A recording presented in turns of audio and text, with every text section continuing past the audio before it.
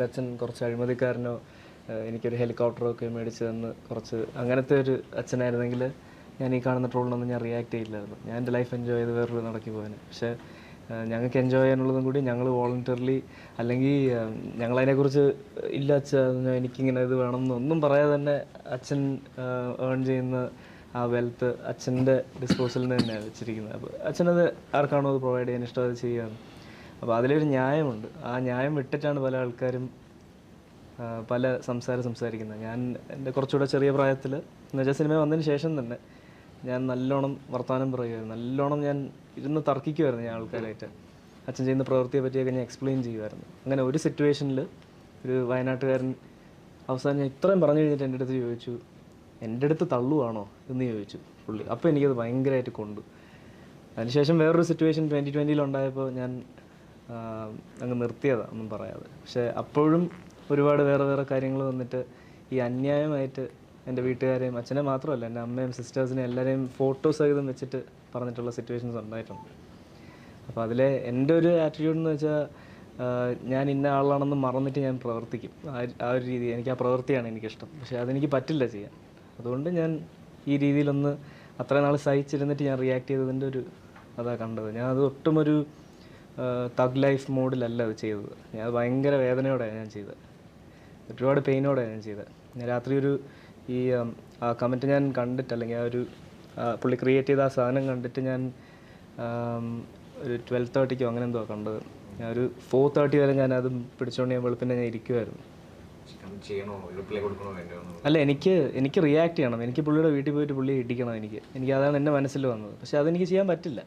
അത് ചെയ്താൽ ഇത് ഞാൻ സ്റ്റാൻഡിംഗ് കമ്മിറ്റി ചോദിച്ചു.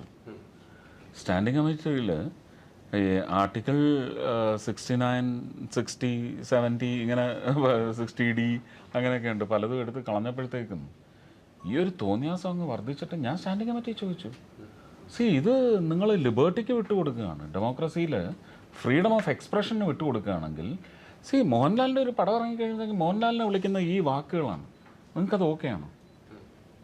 അങ്ങനെയാണെങ്കിൽ തൻ്റെ വ്യക്തിത്വത്തിൽ അഭിമാനം കൊള്ളുന്ന ഒരാൾ ഇതിന് പാത്രമാകുമ്പോൾ അയാൾ തീരുമാനിക്കുന്നു അത് വിക്ഷേപിച്ചവന് അവൻ്റെ വീട്ടിൽ പോയി അവൻ്റെ അച്ഛൻ്റെ അമ്മയുടെയും ഭാര്യയുടെയും മക്കളുടെയും മുമ്പിലിട്ട് അടിച്ച് അവൻ്റെ പല്ല് താഴെ ഇടണമെന്ന്. ഇതും അയാളുടെ ഫ്രീഡം ഓഫ് എക്സ്പ്രഷനായിട്ട് നിങ്ങൾ കണക്ക് കൂട്ടുമോ എന്ന് ഞാൻ സ്റ്റാൻഡിംഗ് കമ്മിറ്റിയിൽ ചോദിച്ചിട്ടുണ്ട്. നമുക്ക് എല്ലാ ഗാഡ്ജറ്റ്സും ആ ഗാഡ്ജറ്റ്സിലൂടെ അവൈലബിൾ ആവുന്ന നൂതന ടെക്നോളജി എല്ലാം നമുക്ക് എന്തിനു വേണ്ടിയാണ്? നമ്മുടെ സൗകര്യങ്ങൾക്ക് വേണ്ടിയാണ്. മൊത്തത്തിൽ ഒരു എമിറ്റി എന്ന് പറയുന്നത് അങ്ങ് കത്തിച്ച് കളഞ്ഞിട്ട് എനിമിറ്റി വളർത്തുന്നതിന് വേണ്ടി ആക്കുമ്പോഴത്തേക്കും നിങ്ങൾ ആ സൗകര്യങ്ങൾ മുഴുവൻ സമൂഹത്തിലെ ഏറ്റവും വലിയ അസൗകര്യമായിട്ടല്ലേ നിങ്ങൾ ട്രാൻസ്ലേറ്റ് ചെയ്യുന്നത്? അതാണോ നമുക്ക് സമൂഹത്തിൽ ആവശ്യം? എന്തിന് ഇപ്പം നിങ്ങൾക്ക് ഞാൻ ചെയ്ത ഒരു കാര്യം നിങ്ങൾക്ക് ഇഷ്ടപ്പെട്ടില്ല, എൻ്റെത് ഞാൻ ചെയ്തത് തെറ്റായിരിക്കില്ല, നിങ്ങളുടെ ഇഷ്ടമില്ലായ്ക ഒരു മോശപ്പെട്ട ചേഷ്ടയിലൂടെയോ വാക്കിലൂടെയോ പറയുന്നതിന് നിങ്ങൾക്ക് സന്തോഷം കിട്ടുന്നുണ്ടെങ്കിൽ അതെനിക്ക് വിഷമമാണ് ഉണ്ടാക്കുന്നതെങ്കിൽ എൻ്റെ അവകാശം എവിടെയാണ്? ഞാൻ അങ്ങോട്ട് ട്രസ്പാസ് ചെയ്തിട്ടില്ല, നിങ്ങളാണ് ട്രസ്പാസ് ചെയ്തിരിക്കുന്നത്. തിരിച്ചും വൈസ് വേഴ്സ ഓൾസോ അല്ലേ? അപ്പോൾ അങ്ങനെ ചില അനീതികൾ ഇപ്പോൾ ഇതെല്ലാം മാറ്റിവെച്ച് ഞാൻ പറയും ഇങ്ങനെയുള്ളവന്മാരാണ് എന്നെ വളർത്തിക്കൊണ്ടിരിക്കുന്നത്. സത്യത്തിൽ നിങ്ങൾ കാരണമാണ് കൂടുതൽ ആൾക്കാർ ഓരോ ദിവസവും എനിക്ക് ഇഷ്ടക്കാരായി വന്നുകൊണ്ടിരിക്കുന്നത്. ഞാൻ ആദ്യം പറഞ്ഞില്ലേ, അതിലേക്കാണ് വരുന്നത്.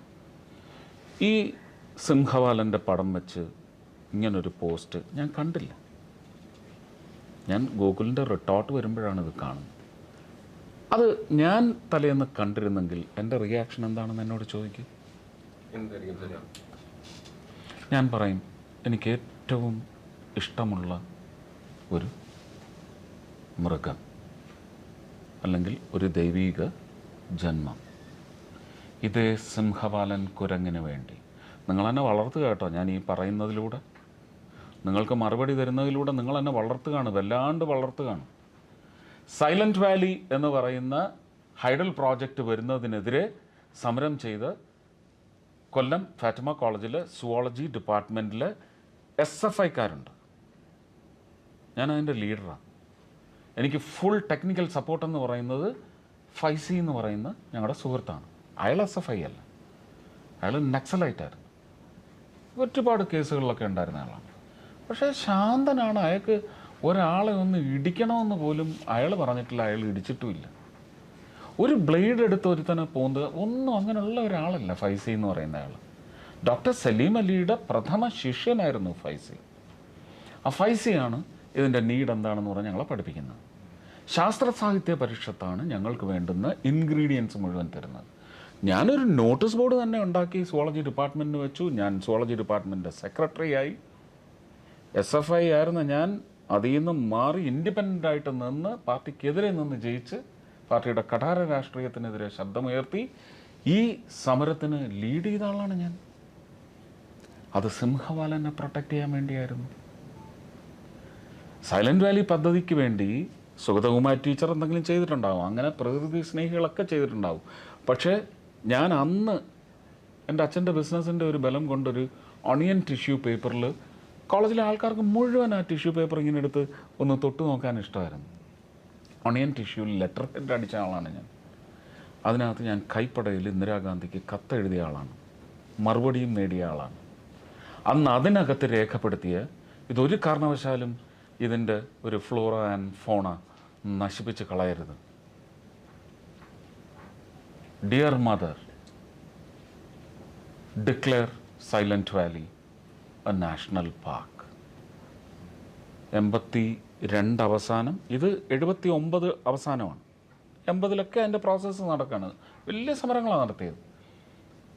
82 അവസാനം നാഷണൽ പാർക്കായിട്ട് ശ്രീമതി ഇന്ദിരാഗാന്ധിയാണ് ഇത് ഡിക്ലെയർ ചെയ്യുന്നത്. അപ്പോൾ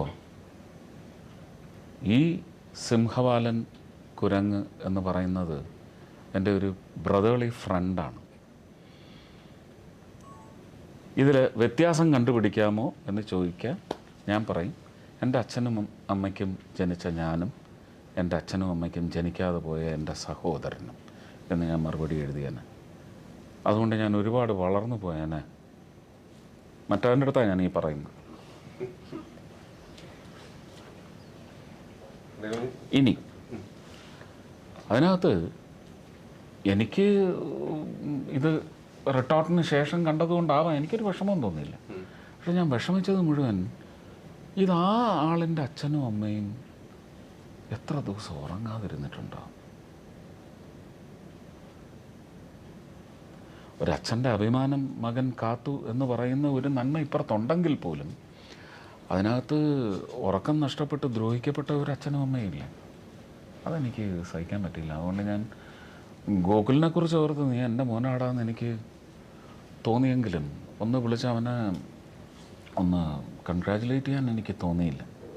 പക്ഷെ ഒരു ദിവസമോ 2 ദിവസമോ കഴിഞ്ഞപ്പം അവനിട്ടു. ഞാൻ എൻ്റെ അച്ഛൻ്റെ മൂല്യം എന്താണെന്ന് എനിക്കറിയാം എന്ന് സ്ഫുരിക്കുന്ന തലത്തിൽ അവൻ്റെ വിഷമം കൊണ്ടങ്ങനെ ചെയ്തതാണ്. അത് ഉദ്ദേശിച്ചിട്ടില്ല. ഞാൻ ആ അച്ഛനെ അമ്മയും ഓർത്ത് വിഷമിക്കുന്നു എന്ന് പറഞ്ഞിട്ട് മറ്റൊരു പോസ്റ്റ് ഇട്ടു. അപ്പം ഞാൻ പറഞ്ഞുടാ, നീ ഇപ്പോഴാണടാ എൻ്റെ മോനായതെന്ന് ഞാൻ മനസ്സിൽ പറഞ്ഞു.